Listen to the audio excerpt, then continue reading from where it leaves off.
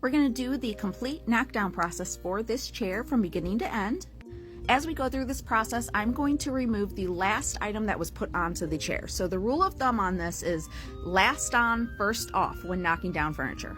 First, we're going to remove the canebrick or dust cover on the bottom, then the base welt. For safety, make sure you remove any loose staples that you see as well.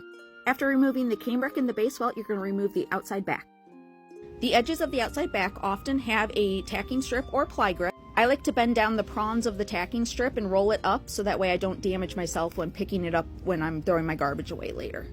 You can remove the 4 sides of the outside back in any order you prefer. My preference is to do the sides, the top, then the bottom. But again, you can do it in any order that works best for you. I recommend doing it in a way that gravity works in your advantage. That way, when you're pulling down on a surface, you're pulling with the staples grain, not against the staples grain. After the outside back is removed, you're going to move on to the outside arms of the chair. The back of the chair, you should be able to just pry it open with a screwdriver or use a wire cutter to open it. And then the front of the arm typically also has the ply grip or the tacking strip. Just like with the outside back, you can remove these 4 sides in whichever order you are most comfortable with. Again, I do recommend not working against gravity. Use it to your advantage. Next, we're going to open our drawers, which is what most people refer to as the pockets of the furniture. The drawers are attached to the inside arms and the inside back of the furniture. After the inside arms and the inside back straws are detached and loosened, we're going to loosen up the inside back.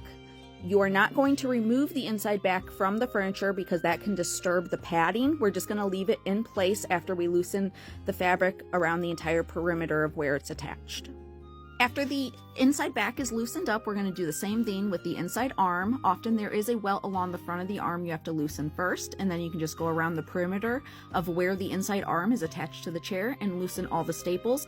Just like with the inside back, we're not going to fully remove the fabric, we're just detaching it from the frame because we do not want to disturb the padding that's underneath. After you've loosened both inside arms, we're going to move on to the front border of the chair. I like to use a screwdriver and a hammer to loosen it down away from the frame, and then I'll use a wire cutter to pull it off and clean it up. Now the only thing left to detach is the seat or the decking of the chair. So I'm just going to open the front, make sure that where it's attached in the drawers is opened as well, which I done previously. And after I've removed all surfaces and I've removed any loose staples, I go over the entire frame with a hammer to make sure I knock down any little tiny clipped staples that I may accidentally snag my hand on and get a cut on. The next video I'll be doing for this chair is going to be the patterning and cutting sewing processes.